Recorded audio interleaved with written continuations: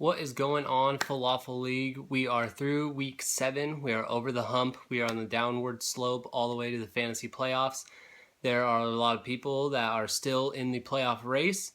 Chief Hale, Skiznot, 1-6. Even though you might seem like you're out of it, you are not too far out of a playoff spot. Only 3 games with 6 weeks to go, so time is getting a little thin, but you still have a chance to make it. So, news going on this week. I don't know if everybody heard, but we had a little feature written about falafel on the site called Side Prize, which is the site that lets you challenge the people in your league to fantasy football betting, basically. You're betting money on your fantasy football team, and you can challenge certain people in your league for different dollar amounts.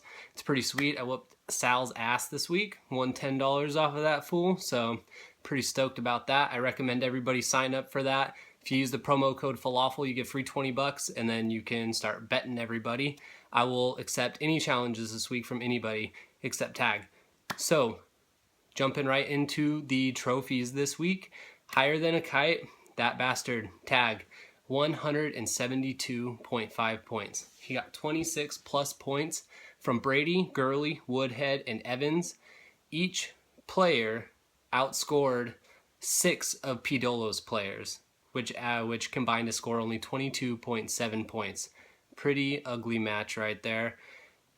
Tag's name will be mentioned again. Sloppiest girl in the bar, Skiznot, scored 55.6 points, managed to round up a measly 2.4 points with 4 combined players. That is darn near impossible. Had I started only Ryan Tannehill, Jarvis Landry, and Crockett Gilmore this week, I still would have beat him. That's pretty good. So who let you in? The most lopsided award. That goes to, obviously, Tag. He beat P. Dolo by 102.1 points. Had Tag gone up against P. Dolo, Chief Hale, and Skiznot, he would have only lost by 15 points. That's pretty crazy. Baddest bench goes to Skiznot.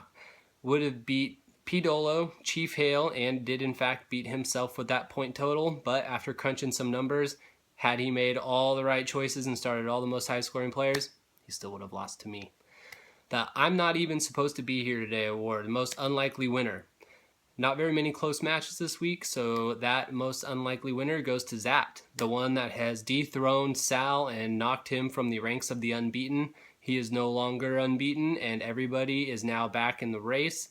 We've got a 2-way tie at the top with Tram and Sal. We got to knock those guys off their high horses this week. So, Crab's Vagina, the tightest matchup of the week. As I said, there wasn't very many tight matchups this week. This one goes to B to Pow.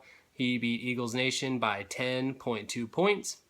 Like I said, not very close, so not a lot of close, crazy matchups. Milk was a bad choice award.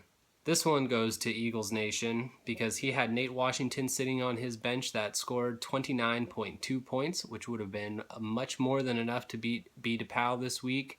So that was one decision he'd like to have back, although can't blame him for leaving him on the bench there. Fucking Chuck Norris Award. Another award for Eagles Nation this week, the highest scoring loser. So, this brings us to week 8, which means that we have a couple games going on this week with the David and Goliath theme.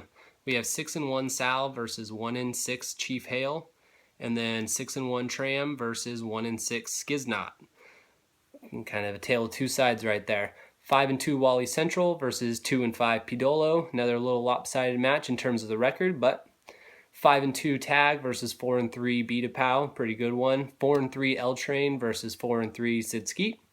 4-3 Jabu versus 2-5 Gigi. 4-3 Zapped versus 3-4 Knox Josh. And 3-4 Eagles Nation versus 2-5 Brooksy. Brooksy has made his return. Also, Brooksy, you made a Falafel DraftKings last week. If you were going to be doing that again, be sure to let me know so I can sneak my way into it. I missed out.